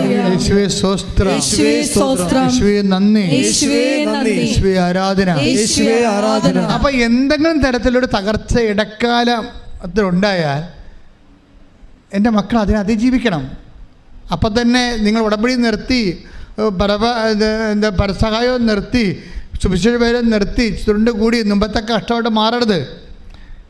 അതായത് ഒരു അപ്ഡേഷൻ മുമ്പ്, ഒരു ഉടമ്പടിയിൽ ഒരു അപ്ഡേഷൻ വരുന്ന മുമ്പ് ഒരു വിഡ്രോവൽ ഉണ്ടാവും. എല്ലാവർക്കും അനുഭവിക്കുന്ന സത്യമാണ്. ഉടമ്പടിയിൽ ഒരു മേൽഗതി മുന്നേറ്റം ഉണ്ടാവണ മുമ്പ് തന്നെ ഒരു പിൻവലിയലുണ്ടാവും, ഒരു മുന്നേറ്റം. അവൾക്കതാ സംഭവിക്കണം. സ്വന്തം സ്പോൺസർ രാജിവെച്ച് പോയി, ഇട്ടും പോയി. പിന്നെ അവൾക്കൊരു ഗതിയുമില്ല, പരഗതിയുമില്ല. പക്ഷേ അവൾ വിട്ടുകൊടുത്തില്ല, അവൾ കർത്താവിൻ്റെ കൂടെ നിന്നു. അത് ആദ്യം തന്നെ തണുപ്പടിപ്പിച്ചത് നമുക്ക് മനസ്സിലായി. കർത്താവിൻ്റെ കാര്യത്തിൽ ഞാൻ കുറച്ചുകൂടി ദൈവികമായ കാര്യങ്ങൾക്ക് കുറച്ചുകൂടി വിജിലൻ്റ് ആകണമെന്ന് നമുക്ക് മനസ്സിലായി. അവൾ അതുകൊണ്ട് തന്നെയാണ് ഇങ്ങനെ കുരിശുരൂപം കുരുങ്ങിയപ്പോഴും പീഡനമാണ് വരുന്നതെന്ന് മനസ്സിലാക്കി കൊടുത്തപ്പോഴും ഒരാഴ്ച കഴിഞ്ഞ് ആ പീഡനം നേരിട്ട് വന്നിട്ട് സ്പോൺസർ കൈയൊഴിഞ്ഞപ്പോഴും അവൾ കർത്താവിനെ കൈയൊഴിയാതെ നിൽക്കുകയാണ്. അതെന്ത് സംഭവിച്ചു കഴിഞ്ഞാൽ ഈ പ്രസൻസ് ഫീൽ ചെയ്യുമ്പോൾ അതൊക്കെ മുമ്പ് ഉണ്ടാകുന്ന സ്റ്റേജാണ് ഈ കണ്ണുമൂടപ്പെട്ട അവസ്ഥ. ഇപ്പോൾ സ്പോൺസർ പോകുമ്പോൾ സ്വാഭാവികമായിട്ടും അവർ മ്ലാനവതനായി എമ്മാവസിലെ ശിഷ്യന്മാരെ പോലെ കണ്ണ് മൂടപ്പെട്ട പോലെ അവസ്ഥ വരേണ്ടതാണ്. പക്ഷേ അവളുടെ കണ്ണ് മൂടപ്പെടുന്നില്ല. കാര്യം എന്താണ്? അവൾക്ക് കർത്താവ് വിശ്വാസമുണ്ട്. അത് കാരണം കർത്താവ് വേറെ എന്തെങ്കിലും കാര്യങ്ങൾ ചെയ്യുമെന്നൊക്കെ അറിയാം. അതുപോലെ തന്നെ ഒരു സ്പോൺസറും ഇല്ലാതെ കർത്താവ് അവൾക്ക് ഒരു അക്കൗണ്ട് കാണിച്ചു കൊടുത്ത്, ഒരു സ്പോൺസറും ഇല്ലാതെ. പിന്നെ അവൾ അതിൻ്റെ പിടിച്ച് 5 പൈസ മുടക്കണ്ട, പുതിയ വഴി കാണിക്കുകയാണ്.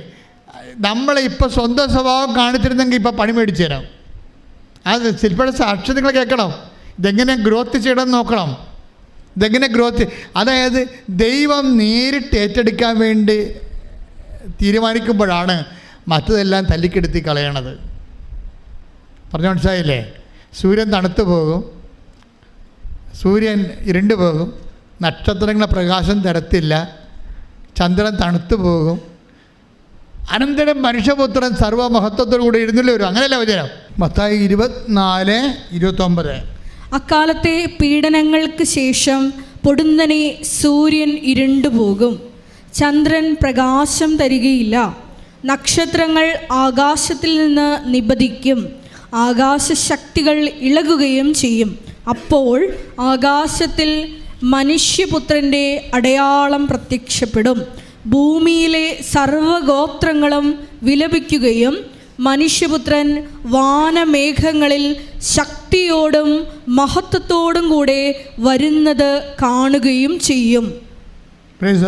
പീഡനങ്ങളുടെ കാലത്ത് സൂര്യൻ എന്താ സംഭവിച്ചത്? സൂര്യൻ ഇരുണ്ടു പോകും, ചന്ദ്രൻ പ്രകാശം തരും, നക്ഷത്രങ്ങൾ നിവധിക്കും. അപ്പോൾ ഇതാണ്. അതിനുശേഷം എന്താ സംഭവിക്കണത്?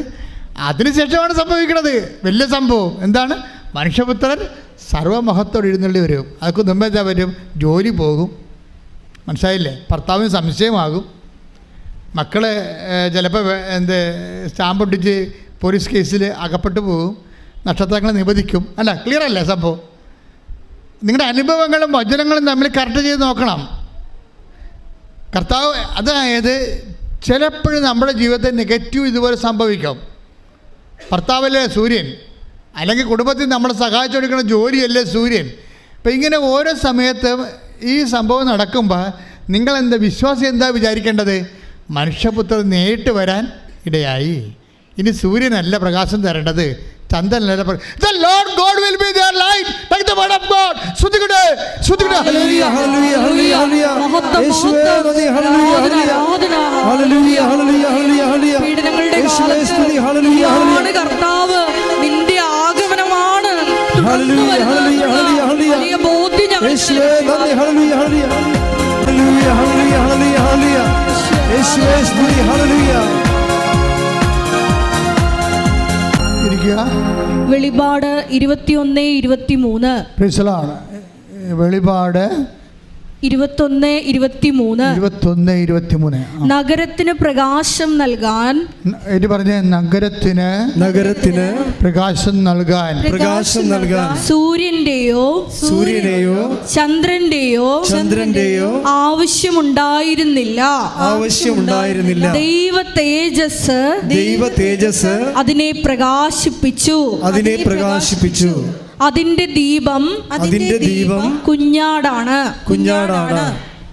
ഇത് ഇപ്പൊ ഈശോ കണക്ട് ചെയ്തതല്ലേ, ഞാൻ കണക്ട് ചെയ്തതല്ലോ.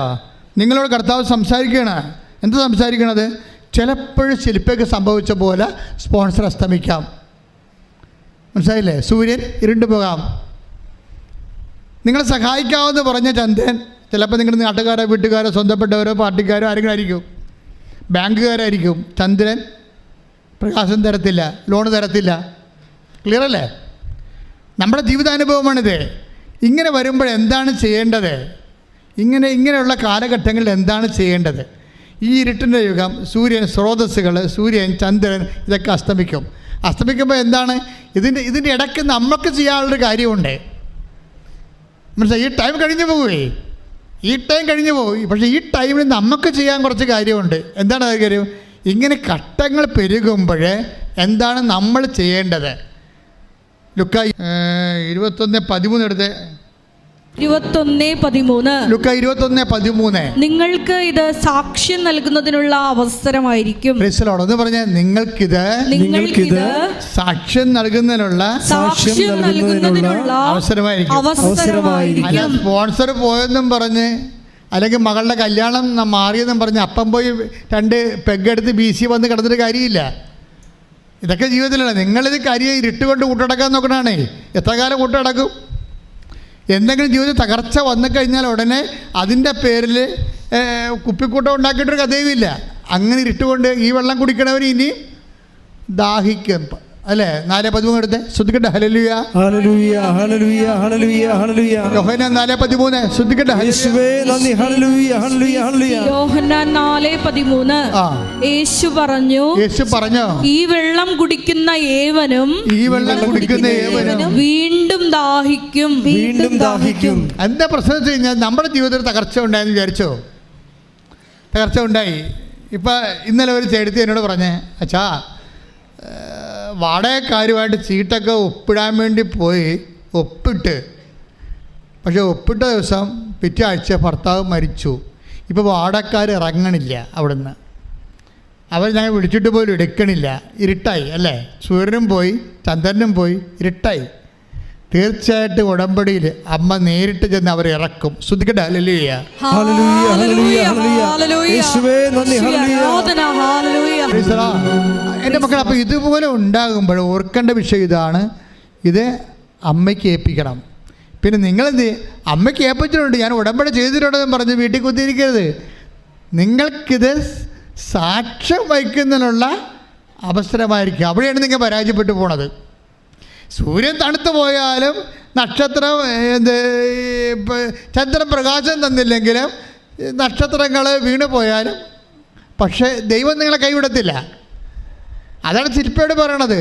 നിനക്ക് പീഡനം ഉണ്ടാകും, സ്പോൺസർ പോകും, പക്ഷേ ഞാൻ നിന്നെ I will not disown U.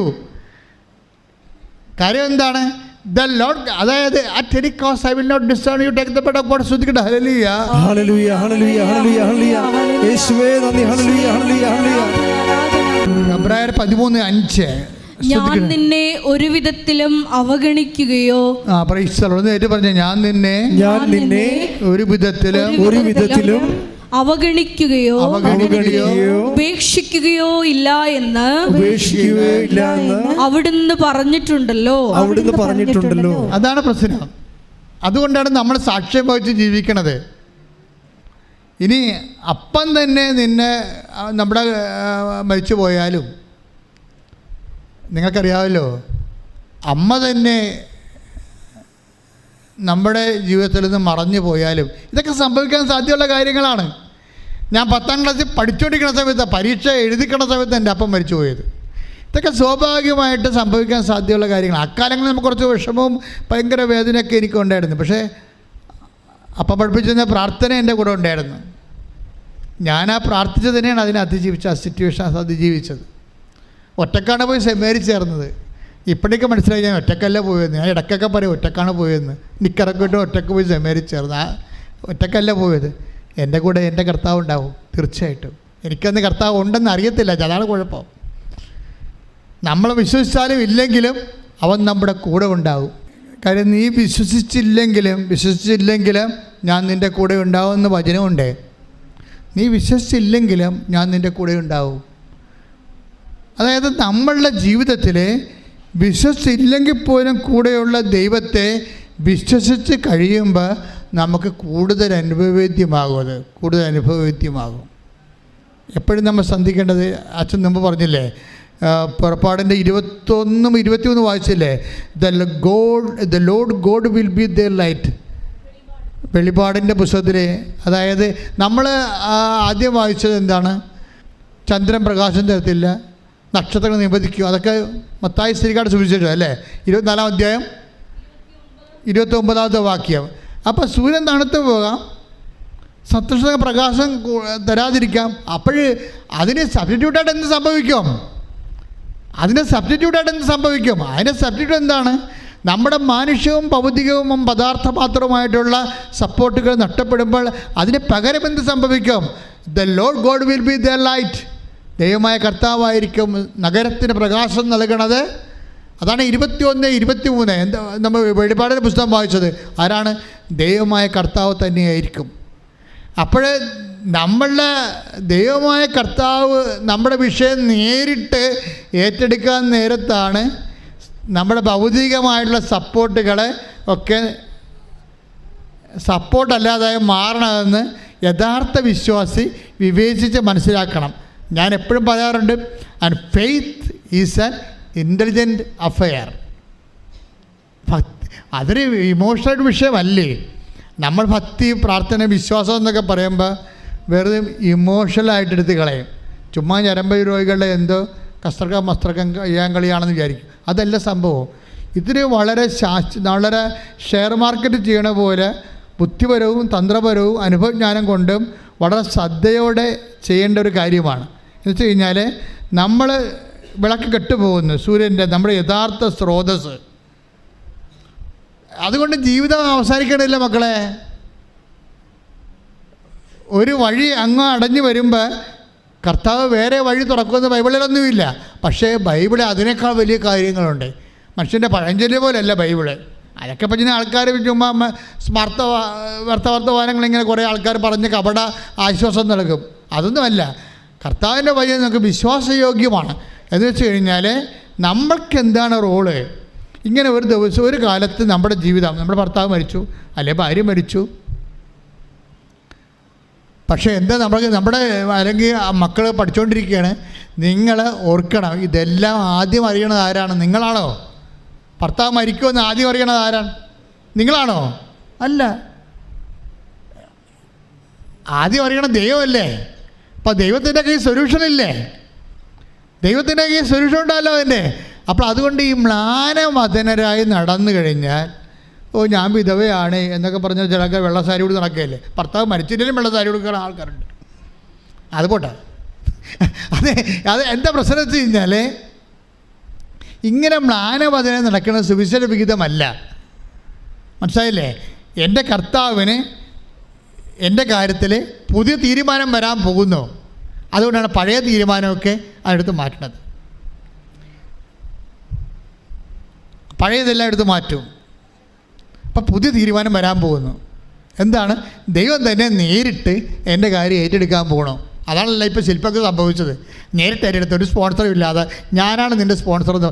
അല്ലെങ്കിൽ തന്നെ നിങ്ങളൊന്ന് നോക്കിയാൽ നമ്മുടെ മുഖത്തൊക്കെ പറഞ്ഞു, നിങ്ങൾ അപ്പനെ ഭൂമിയിൽ ആരെയും നിങ്ങൾ അപ്പാന്ന് വിളിക്കരുതെന്ന്. എന്ന് വെച്ചാൽ എന്താ കാര്യം?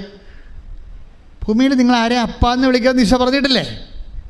അങ്ങനെ അപ്പനെ ആൻ്റെ അപ്പാന്ന് വിളിക്കണമെന്നല്ല എൻ്റെ അർത്ഥം. പിന്നെ എന്താണ്? അമിതമായ ശാശ്വത പ്രാധാന്യം കൊടുക്കരുത്. ടെമ്പററി ആയിട്ടൊക്കെ, കാര്യം ടെമ്പററി സെറ്റിൽമെൻ്റ് അല്ലേ അപ്പനും അമ്മയൊക്കെ. എല്ലാവരും ടെമ്പററി സെറ്റിൽമെൻറ്റാണത്. നിങ്ങൾക്ക് ആ ഒരു പ്രാധാന്യമാണുള്ളത്. നിങ്ങൾക്ക് എന്താ വെച്ചാൽ മക്കൾക്ക് തരെ നിങ്ങൾ ടെമ്പററി സെറ്റിൽമെൻ്റ് അല്ല കൊടുക്കണത്.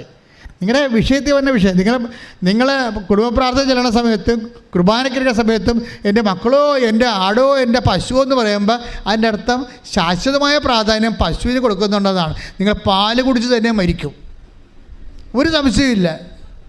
അല്ല, ഒരു ചേട്ടത്തിന് എനിക്കറിയാം. ചേട്ടത്തി എപ്പോഴൊക്കെ ഞാൻ പറയണം, ഇപ്പോഴൊക്കെ ഞാൻ ഇങ്ങനെ തമാശയൊന്നും പറയാറില്ല. ഇപ്പോൾ ഭയങ്കര സീരിയസ് ആണല്ലോ, കർത്താവായിട്ടുള്ള ജീവിതമല്ലേ, നമ്മളെല്ലാവരും ഒരുമിച്ച് വല്ല ഉടമ്പെടുത്ത് ജീവിക്കണത്. പക്ഷേ ഒരു ചേട്ടത്തി എപ്പോഴും എനിക്കറിയാം. എൻ്റെ പള്ളിയിൽ പണ്ട് ഞാൻ 86, 87 കാലഘട്ടങ്ങളിൽ കൗൺസിൽ ചെയ്യുമ്പോൾ ഒരു ചേട്ടത്തി വന്നിട്ട് പറയും, എൻ്റെ അച്ഛാ എനിക്ക് കർത്താവ് തന്ന പണിയാണിത്, എനിക്കിപ്പോഴാണ് മനസ്സിലായത്. എന്താ കാര്യം അറിയാമോ? അവർക്കൊരു കൊച്ച്, രണ്ട് പെൺപിള്ളേരാണ്, അത് നല്ല മിടുക്കികളാണ്. പക്ഷേ അതുപോലെ മിടുക്കനായിട്ടുള്ളൊരു ആൺകൊച്ചിനെ വേണം അവർക്ക്. പക്ഷേ ഇനിയും പെൺകൊച്ച് ജനിച്ചാൽ എന്ത് ചെയ്യും? അങ്ങനെ അവർ കാഴ്ച അന്തിന് സൂര്യനടുത്താണ് കിട്ടണത്, അവെങ്കിൽ അവിടെ ഉടമ്പടി എടുത്താണ് കിട്ടണമെങ്കിൽ അവിടെ. ഇനി ഇതൊന്നുമില്ല, കൊച്ചുരസിയാണെങ്കിൽ അത് അവശപ്പിതാവ് നമുക്ക് കൊച്ചിനെ കിട്ടിയാൽ മതി. ഇത് ദൈവത്തിന് അറിയാം. അതാ പ്രശ്നം. നിങ്ങളുടെ ഉടമ്പടി കാര്യം പലരും വിജയിക്കാത്തതിൻ്റെ കാരണം പപ്പൂതിയാലും പരമൂതിയാലും ഊത്ത് കെട്ടാൽ മതി എന്ന് പറയുന്ന ഊത്ത് ക്രിസ്ത്യാനിയില്ലേ, അവന് ഉടമ്പടി വർക്ക് ചെയ്യത്തില്ല. പപ്പൂതിയാൽ മതിയും പരമൂതിയാലും മതി, കുഴപ്പമില്ല, എനിക്ക് ഊത്ത് കിട്ടിയാൽ മതി, എനിക്ക് ഊത്ത് കെട്ടാൽ മതി എന്ന് പറയുന്ന ആൾക്കാർക്ക് ഉടമ്പടി വർക്ക് ചെയ്യത്തില്ല. എൻ്റെ കാര്യത്തിൽ അവരെ സംബന്ധിച്ചിടത്തോളം ദൈവത്തിനുള്ള പ്രാധാന്യം അവിടെ വയറ്റിപ്പഴപ്പാണ് പ്രധാനപ്പെട്ടത്. അപ്പം തന്നെ പോയില്ലേ, പിടികൊടുത്തിട്ട് എന്തിനാ ചുമ്മാ മുങ്ങിക്കൊണ്ട് നടക്കണത്? പിടികൊടുത്ത് പോയില്ലേ? നിങ്ങൾ ഉടമ്പടി എടുത്താൽ പിന്നെ എൻ്റെ ദൈവം, ഞാനും ദൈവമായിട്ട് എഗ്രിമെൻ്റാണിത്. അതിനെൻ്റെ അമ്മയാണ് സാക്ഷിയായിട്ട് നിൽക്കണത്, മധ്യസ്ഥയായി നിൽക്കണത്. എൻ്റെ അപ്പുറത്തൊരു പ്രാർത്ഥനയില്ല. ഇത് കഴിഞ്ഞിട്ട് മതി ബാക്കിയെന്ന് പറഞ്ഞിട്ട് ഇത് കഴിയാൻ കാത്തു നിൽക്കണം എല്ലാ കാര്യങ്ങൾക്കും. അല്ലാതെ ഇവിടെയും വന്ന് ഉടമ്പടി ചെയ്ത് അവിടെയും പോയി ഒരു നവേന കൂടി ഇവിടെയും പോയി ഒരു നവേന കൂടി ഇങ്ങനെ കറങ്ങി നടന്നാൽ കർത്താവ് നിന്നെ വട്ടം കറക്കി നിലത്തിട്ട് അടിക്കും, ഒരു സംശയമില്ല. നീ കാപട്യത്തിൻ്റെ കൈയും കാലും വെച്ച ആളാണ്. അപ്പം അതുകൊണ്ട് ഈ വിഷയത്തിൽ തീരുമാനം എടുക്കണം നിങ്ങൾ. എന്ത് തീരുമാനം വെച്ച് കഴിഞ്ഞാൽ ഉടമ്പടി ഒരു ബയലാറ്ററൽ എഗ്രിമെൻറ്റ് പേഴ്സൺ ടു പേഴ്സണാണ്, വ്യക്തിയും തമ്മിലുള്ളതാണ്. ഇവിടുത്തെ പ്രോബ്ലം എന്താണ്? ഈ ചില സമയത്ത് കർത്താവ് പഴയ അക്കൗണ്ടെല്ലാം ക്ലോസ് ചെയ്ത് കളയും. പഴയ സൂര്യനും പഴയ ചന്ദ്രനും ഒക്കെ ക്ലോസ് ചെയ്തിട്ട് ഡയറക്റ്റായിട്ട് ഭരണം ഏറ്റെടുക്കും. അതാണ് the Lord God B will be the light. ദൈവമായ കർത്താവ് തന്നെയായിരിക്കും അവരുടെ സൂര്യനും ചന്ദ്രനും വന്ന്. ഇനി അവർക്ക് സൂര്യനും ചന്ദ്രനും പ്രകാശം ആവശ്യമില്ല, ദൈവമായ കർത്താവ് തന്നെയായിരിക്കും സൂര്യനും ചന്ദ്രനും. പരിശുദ്ധ പരമമാ ദിവ്യകാരുണ്യമേ, എന്നുമെന്നും അങ്ങേക്കാരാധന. പരിശുദ്ധ പരമമാ ദിവ്യകാരുണ്യമേ, എന്നുമെന്നും അങ്ങേക്കാരാധന. പരിശുദ്ധ പരമമാ ദിവ്യകാരുണ്യമേ, എന്നുമെന്നും